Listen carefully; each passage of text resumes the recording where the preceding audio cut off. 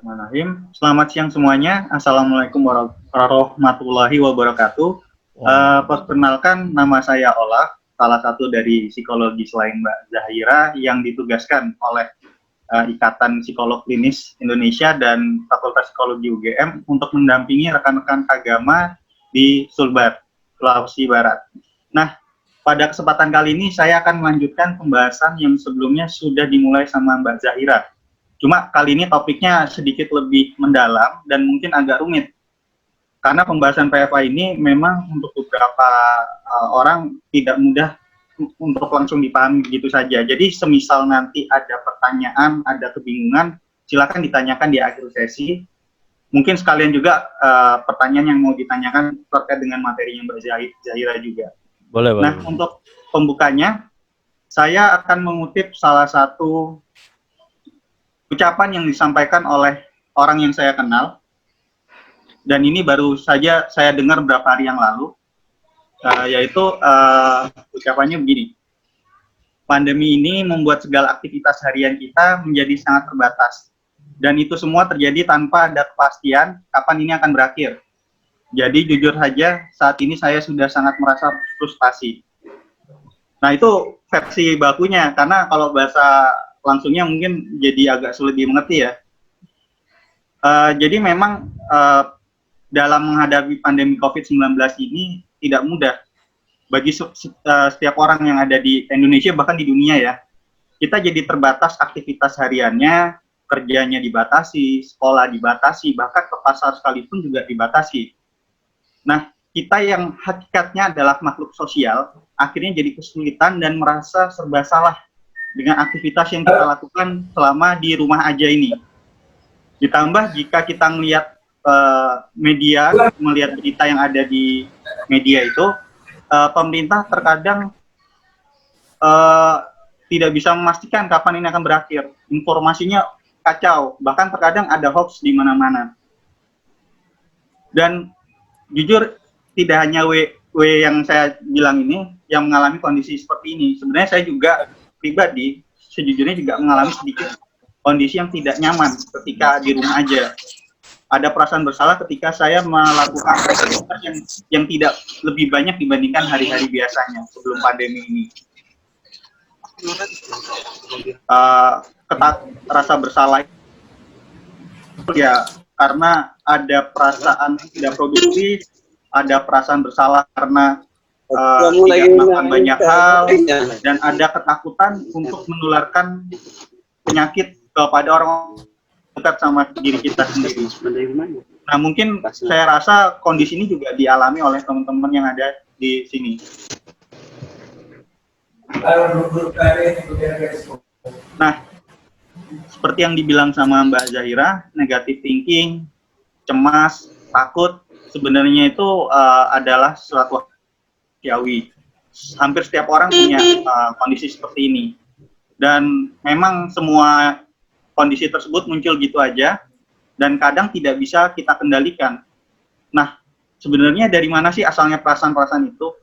Kalau dilihat dari sudut pandang psikologi, itu sebenarnya manifestasi dari rasa takut, yang fungsinya itu hampir di setiap makhluk hidup itu ada, dan fungsinya untuk survival, untuk bertahan hidup.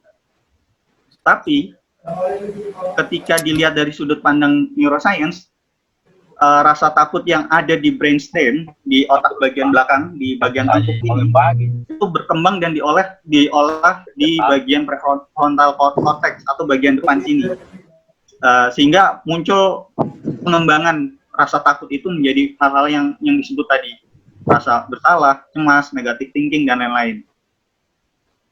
Dan awalnya takut itu untuk survival, tapi karena elaborasi jadi semakin lebih parah, bahkan terkadang mempengaruhi kondisi-kondisi medis atau kondisi fisik kita. Terkadang ketika kita cemas atau takut kan ada perasaan di mana kita merasa sesak, kepala pusing, badan sakit semua. Nah, itu biasanya karena efek yang terjadi di pikiran. Makanya yang dibilang sama Mbak Zahira tadi memang benar adanya. Emosi itu berawal dari pikiran kita sendiri. Gitu. Dan sejujurnya ketika ada kondisi pandemi ini, secara tidak langsung saya sebagai psikolog mendapatkan banyak permintaan untuk melayani layanan konsultasi, tapi karena konsultasi kan sekarang tidak mungkin kan untuk tatap muka, akhirnya kebanyakan konseling online atau konsultasi online. Dipahami bisa diterapkan tidak hanya pada masa pandemi ini, tapi juga seperti yang saya sebut di awal tadi, ini juga bisa dilakukan di masa krisis lainnya seperti bencana alam maupun bencana sosial. Dan untuk menerapkannya pun tidak perlu belajar psikologi sampai ahli banget, sampai yang jago banget, atau baca buku psikologi yang tebal-tebal. Karena memang nyatanya PFA ini sudah disusun oleh sejumlah ahli dari seluruh dunia, termasuk WHO juga, untuk praktis digunakan dan mudah untuk disampaikan kepada orang umum gitu. Nah, ketika kita bicara psikologi first aid atau pertolongan pertama psikologi, ada 3 prinsip aksi yang harus kita pahami. Yang pertama adalah look atau melihat. Kita perlu mempelajari situasinya. Kira-kira melihat situasi kondisi yang ada di lingkungan kita, bantuan apa aja yang sudah ada, yang sudah tersedia, dan apa yang belum tersedia. Terus selanjutnya, dilihat apakah ada alur koordinasi di lapangan. Jangan sampai ketika kita turun untuk membantu sebagai relawan, kita malah menyalahi aturan koordinasi atau melompati proses-proses yang harusnya kita lewati terlebih dahulu. Dan yang selanjutnya adalah kita juga perlu mempertimbangkan masalah prosedur keselamatan. Karena sekali lagi, ketika kita menolong orang, kita juga harus memikirkan keselamatan kita sendiri dulu gitu. Dan selanjutnya adalah listen, atau bahasa Indonesia adalah mendengar. Kita bisa mendekati mereka yang butuh bantuan, menanyakan kebutuhan yang mereka butuhkan, dan itu tidak harus selalu berkaitan dengan psikologi. Bisa jadi kebutuhan-kebutuhan dasar seperti makanan, tempat tinggal, atau mungkin tempat isolasi yang baik atau gimana. Terus juga menanyakan tentang kondisi keluarga atau kekhawatiran yang dimiliki. Dan usahakan fokus kepada proses mendengar. Jadi terkadang orang butuh, ketika punya masalah tidak butuh diberi masukan, tapi terkadang hanya butuh didengarkan saja, tanpa harus diberi respon apapun. Dan yang ketiga adalah link, atau bahasa Indonesia adalah menghubungkan. Jadi rekan-rekan relawan di sini bisa memberikan informasi yang tepat mengenai akses-akses yang bisa dituju oleh orang-orang yang membutuhkan akses tersebut, seperti layanan kesehatan. Dan tidak hanya memberi informasi, tapi juga rekan-rekan relawan ini juga bisa memperkenalkan. Semisal nih, ada salah satu warga di daerah Sulawesi Barat yang tidak tahu harus kemana ketika mengalami gejala-gejala COVID. Nah, itu bisa didampingi untuk menemui tenaga kesehatan yang ada di sekitar situ dan pihak berwenang yang bisa membantu. Atau semisal ada salah satu warga yang keluarganya meninggal dunia karena COVID. Dan kemungkinan besar mereka akan mengalami kebingungan ketika harus seperti apa untuk menjalani proses pemakaman. Nah, ini juga bisa dibantu. Bahkan kalau bisa, kalau melihat kondisi masyarakat Indonesia sekarang, minta bantuan polisi untuk mengamankan daerah pemakaman. Karena kan seperti yang berapa kita lihat di media, ada warga yang menolak kondisi pasien yang meninggal dunia karena COVID dimakamkan di daerahnya, gitu. Nah, secara spesifik,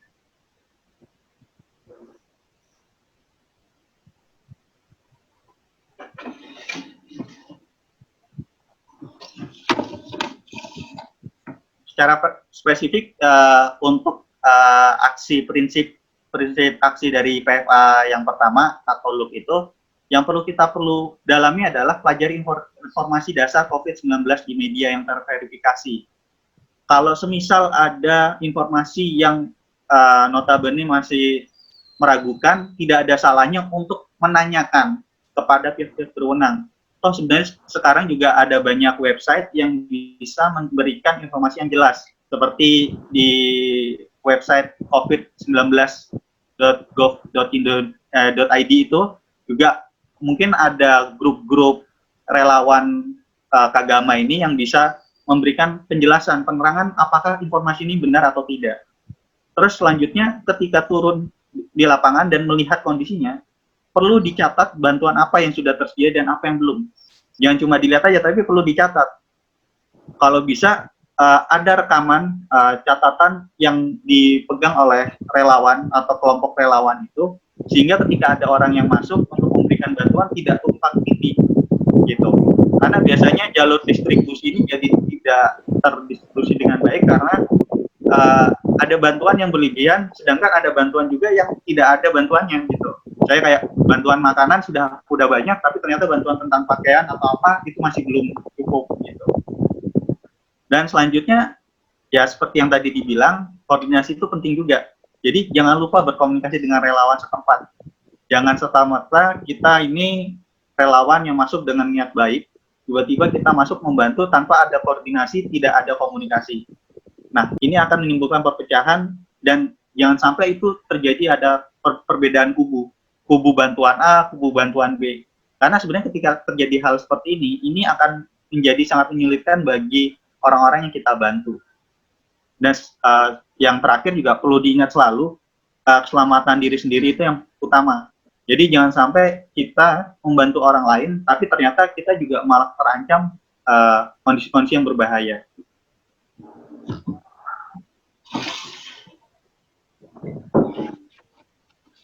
Nah, selanjutnya terkait dengan listen atau mendengar. Saya punya 3 tips utama yang perlu dilakukan oleh para relawan ketika turun ke lapangan dan menerapkan PFA terkait dengan prinsip aksi listen atau mendengar. Yang pertama adalah berempatilah. Gunakan sudut pandang orang yang Anda tolong. Jangan sampai kita membantu orang tapi kita tidak menghayati perasaan yang sedang dihadapi dimiliki oleh orang tersebut. Seperti contoh, saya punya video yang mungkin bisa disimak oleh rekan-rekan sekalian.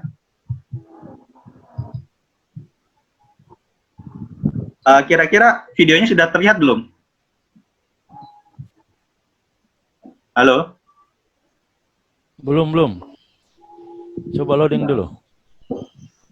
Belum masalah. Dan kita perlu menyadari bahwa orang-orang yang mengalami positif COVID-19 ada perasaan takut, bersalah, dan malu. Apalagi sampai diliput oleh media. Dan hal-hal seperti ini sebenarnya sebagai warga, sebagai masyarakat, sebagai relawan yang ada di sekitar mereka, seharusnya kita melindungi mereka, membantu, bukannya menjadikan orang tersebut jadi tontonan. Karena seandainya kita yang berada di tempat orang tersebut, kan tidak terbayang rasanya seperti apa, tidak nyamannya itu, gitu. Terus yang kedua adalah jangan paksa. Terkadang tidak semua orang siap untuk bercerita tentang masalah atau kondisinya. Jadi bisa jadi ketika kita turun ke lapangan membantu keluarga orang yang terkena COVID atau mungkin orang yang terkena COVID itu sendiri, kita terkadang mereka bingung mau bicara apa. Kita hanya perlu ada di situ, meskipun hanya diam, tapi ketika mereka meminta bantuan, kita bisa langsung bantu, begitu. Dan kita jangan sampai paksa, kamu harus cerita, kamu harus kayak gini. Karena ketika memaksa itu, efeknya jadi tidak baik. Karena ada beberapa kondisi juga di lapangan, ketika ada kondisi bencana alam, mungkin contohnya di bencana alam ya, itu ada beberapa orang yang relawan yang memaksa korban untuk bercerita, dan akhirnya korban itu menjadi anti kepada orang-orang relawan maupun orang-orang yang berniat untuk membantu. Dan yang ketiga adalah bebas nilai. Usahakan ketika seorang korban itu bercerita, jangan pernah hakimi dia dengan standar nilai yang kita miliki. Semisal nih, ada salah satu pasien positif karena dia tidak mengikuti anjuran PSBB. Kita sebagai masyarakat umum biasanya menyalahkan, siapa suruh tidak mengikuti anjuran PSBB. Tapi nyatanya ketika kita bicara seperti itu sebenarnya malah jadi bumerang untuk kita maupun buat untuk orang tersebut.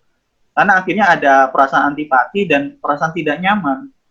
Dan sekali lagi, ketika membantu seseorang dengan meskipun niatnya baik, tapi dengan cara yang tidak tepat, itu akhirnya dipersepsikan menjadi sesuatu yang tidak baik juga, gitu. Dan prinsip yang selanjutnya adalah terkait dengan link.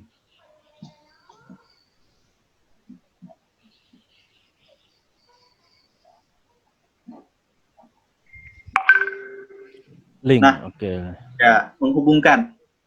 Jadi kita perlu bantu mereka, seperti yang saya sebutkan tadi, adalah bantu mereka untuk mendapatkan akses atas kebutuhan sehari-hari. Karena ketika kita ngomong PFA, kondisi psikologis itu sangat terpengaruhi oleh kebutuhan-kebutuhan dasar. Jadi ada sebuah teori yang mengatakan ketika kebutuhan dasar kita tidak terpenuhi, maka akan ada kerentanan terhadap gejala-gejala gangguan psikologis gitu. Jadi ketika seseorang tidak dapat memenuhi kebutuhan makannya, kebutuhan tempat tinggalnya, kebutuhan keamanannya, orang tersebut akan lebih rentan mengalami gangguan psikologis gitu. Jadi untuk menyelesaikan permasalahan psikologis, pertama kita harus memenuhi kebutuhan dasarnya, gitu. Dan dilihat lagi, perhatikan sebaran bantuan di lingkungan tersebut.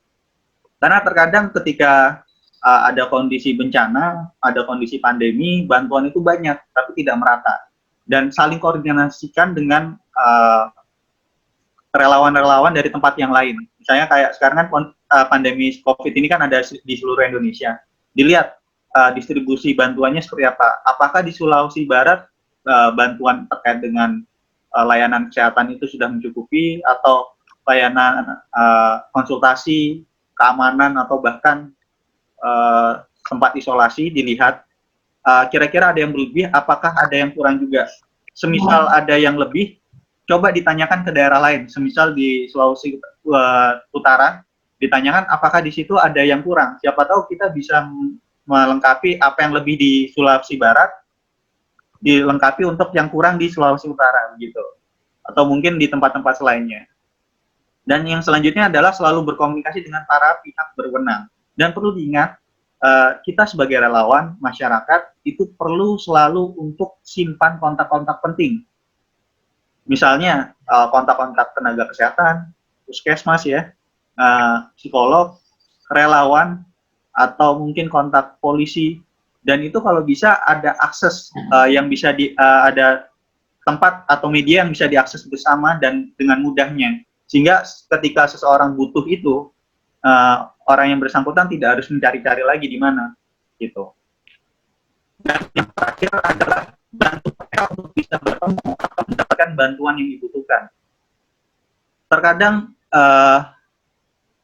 bantuan itu sudah ada, tapi ternyata korban atau keluarga korban itu mengalami kesulitan untuk mengakses atau tidak tahu harus kemana, ke siapa untuk mengakses bantuan itu. Nah, sebagai orang yang memiliki informasi lebih dibandingkan korban tersebut atau keluarganya, kita bisa membantu untuk membantu mereka untuk mengakses, untuk memperkenalkan mereka oleh orang dengan pihak-pihak yang berwenang.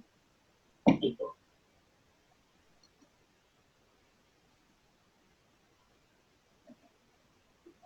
Dan selanjutnya kita perlu juga menyadari jika per tanggal 18 Mei kemarin terdapat 18.010 orang yang positif mengalami COVID-19 dan 1.191 orang diantaranya telah meninggal dunia.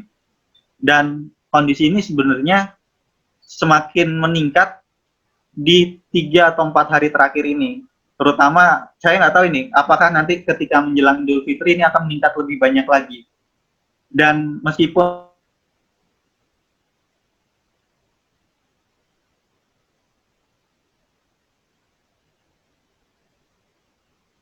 mulai banyak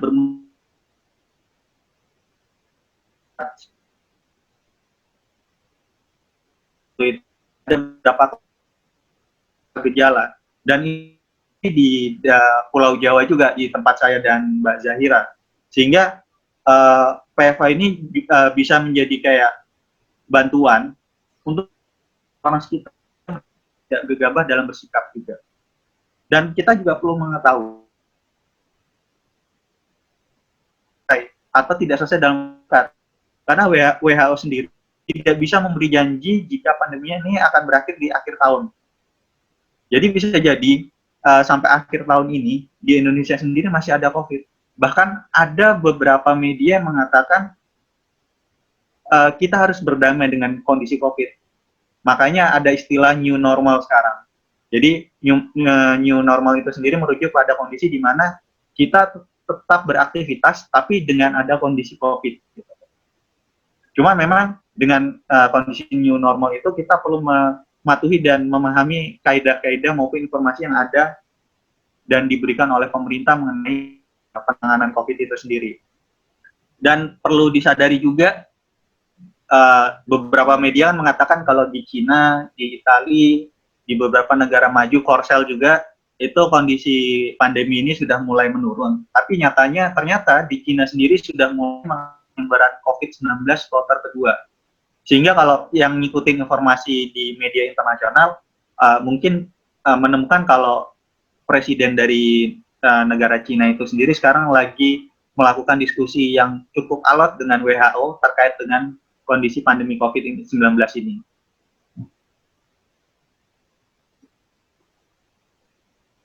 Nah, ada beberapa hal yang perlu kita sadari dan ini akan terjadi ketika kita tidak patuh atau kata lainnya mengabaikan anjuran PSBB. Mungkin beberapa orang di sini melihat tren di media sosial dengan hashtag Indonesia Terserah. Nah, hashtag Indonesia Terserah ini adalah salah satu bentuk merasa malasnya, merasa menyerahnya tenaga-tenaga kesehatan Indonesia. Mereka luntur semangat dan motivasinya untuk menghadapi COVID-19 karena melihat masyarakat yang tidak begitu berempati. Nah, ini sekali lagi berempati ini penting, terutama untuk orang-orang yang berinteraksi langsung dengan COVID-19. Sudah banyak korban dari tenaga kesehatan, bahkan kemarin ada salah satu tenaga kesehatan, perawat, seingat saya perawat yang sedang hamil 8 bulan yang meninggal dunia akhirnya karena di rumah sakit tempat dia bekerja, meskipun dia tidak menangani, tapi dia tertular COVID-19. Dugaannya seperti itu. Dan masih banyak hal lainnya yang sampai ada kondisi juga tenaga kesehatan yang ditolak. Tenaga kesehatan yang meninggal dunia karena COVID dan dia ditolak untuk dimakamkan di daerahnya. Dan itu sangat tidak menyenangkan. Nah, melihat kondisi yang kemarin ada orang di Jakarta itu di Sarinah, di McD, berkumpul tanpa mematuhi aturan PSBB, akhirnya banyak tenaga kesehatan yang sudah malas. Sudahlah, terserah apa maunya masyarakat, kami hanya mengikuti perintah dari pemerintah, apa yang terjadi ya terjadilah begitu. Nah, kita sebagai masyarakat, sebagai relawan, sebagai orang yang memiliki informasi lebih, sudah sebaiknya untuk berempati kepada mereka semua. Dan yang selanjutnya juga ada dampaknya. Salah satunya adalah bisa jadi ketika kita tidak taat dan semakin tinggi tingkat pasien yang positif, itu bisa berdampak kepada ekonomi. Akan ada sejumlah UMKM atau usaha yang akhirnya harus menutup aktivitas usahanya karena COVID ini tidak selesai, atau bahkan beberapa ditinggal oleh investornya. Mungkin kalau beberapa di sini mengikuti informasi tentang startup atau apa, ada beberapa startup yang akhirnya tutup. Seperti mungkin pernah dengar Airi. Airi itu salah satu platform yang ya untuk penginapan online, akhirnya dia tutup karena tidak mampu untuk menghadapi kondisi pandemi ini. Terus yang selanjutnya juga Hook. Hook itu seperti Netflix atau mungkin seperti TV kabel, itu juga tutup juga. Dan ini juga dalam waktu dekat ini juga ada beberapa perusahaan besar yang juga disinyalir akan tutup juga karena pandemi ini. Dan itu kalau perusahaan besar bisa kayak gitu, apalagi usaha-usaha kecil, begitu. Jadi kalau kita tidak patuh pada PSBB, itu yang terjadi. Yang terakhir yang saya takutkan dan saya tidak berharap ini terjadi pada kita semua, kalau kita mengabaikan kondisi COVID ini bisa jadi kita jadi salah satu atau orang terdekat kita menjadi salah satu yang dinyatakan positif. Dan itu sangat-sangat tidak menyenangkan.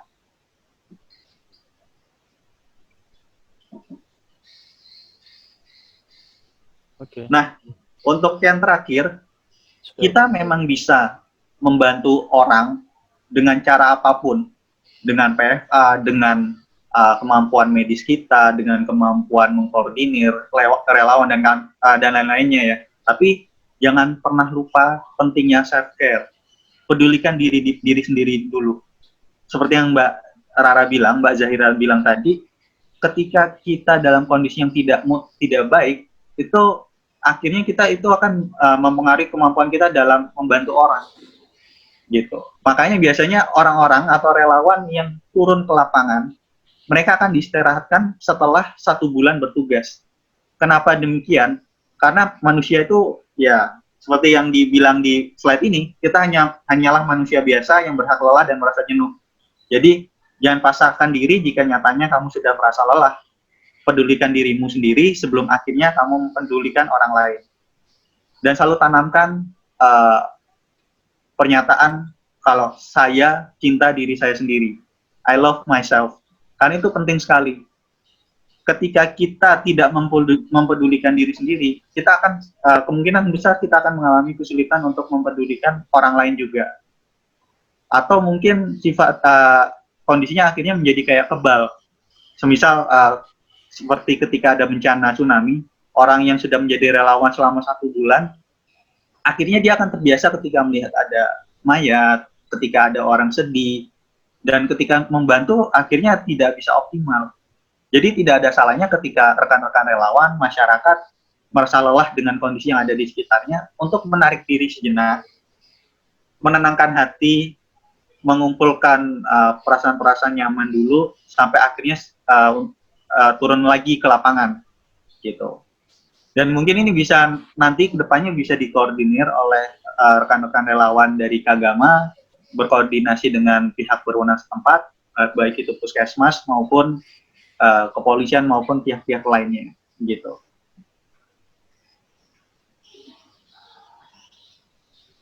Ya, itu akhir kata dari saya. Tadi saya belum memperkenalkan diri secara rinci ya. Jadi saya ini satu angkatan dengan Mbak Zahira. Saya psikolog klinis dan saat ini saya berafiliasi dengan salah satu biro psikologi empati untuk memberikan layanan konseling atau konsultasi secara online. Dan mungkin rekan-rekan di sini nanti misalnya ingin tahu lebih jauh lagi tentang psikologi, bisa ngikutin Instagram saya. Itu ada di slide-nya. Saya punya niatan setelah Lebaran nanti saya akan mulai aktif untuk sharing informasi terkait psikologi, apakah itu terkait dengan COVID maupun tidak gitu. Jadi siapa tahu kalau ada yang berminat mengetahui untuk mengetahui lebih lanjut terkait dengan COVID atau maupun psikologi, bisa ikutin Instagram saya gitu. Gitu Pak Firman. Oke, terima kasih. Luar biasa penyampaian dari Mas Olaf dan Mbak Rara tadi. Saya ada banyak saya catat ini, tapi saya tidak perlu menyebutkan satu persatu lagi. Saya sangat mengapresiasi bahwa kemudian kami yang ada di Sulbar ini memang butuh